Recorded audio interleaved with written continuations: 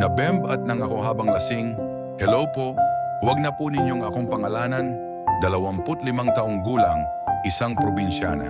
Isa po akong mahinhin at mabait na dalaga, palakaibigan pero never po akong uminom ng alak hanggang matapos ako sa college. Meron po akong boyfriend at never pa may nangyari sa amin dahil sa kagustuhan kong ibigay ito pagkatapos ng kasal namin.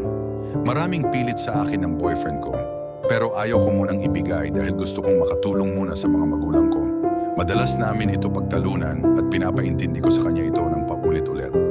Mabait siya at handa daw naman niya antayin ang pagkakataon, pero minsan daw ay hindi niya ito mapigilan. Mahal na mahal ako ng boyfriend ko dahil wala akong makitang nag-iba siya dahil lang doon. Hatid sundo ako sa trabaho ko at lagi niya ako dinadalhan ng pagkain at may pa-flowers pa. Pero isang araw, nagkaroon ng team building ang pinapasukan kong trabaho at dito magugunaw ang mundo ko. Overnight kasi kami doon at nagkaroon ng inuman.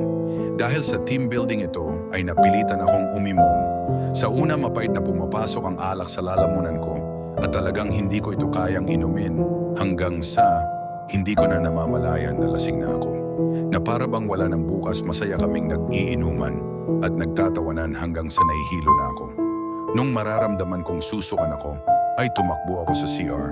Hilong-hilo ako that time dahil sa likod ng resort ako tumakbo para hindi makita ng mga kasama ko.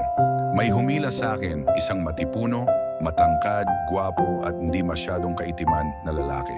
Hinalikan niya ako at hindi ko namalayan na nag-iinit na din ang katawan ko. Naibigay ko po ang katawan ko sa isang lalaking hindi ko kakilala.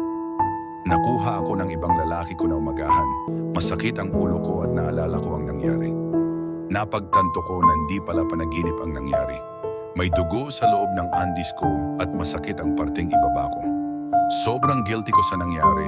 Lagi akong hindi makatulog sa gabi kakaisip at hindi na din po ako makakain ng maayos. Ang ikinakaba ko lamang po ay 2 buwan na akong walang dalaw. Paano ko ito sasabihin sa boyfriend ko at sa mga magulang ko? Sana po ay matulungan niyo ako. Maraming salamat po sir at iyong ibahagi ang kwento ng buhay ko.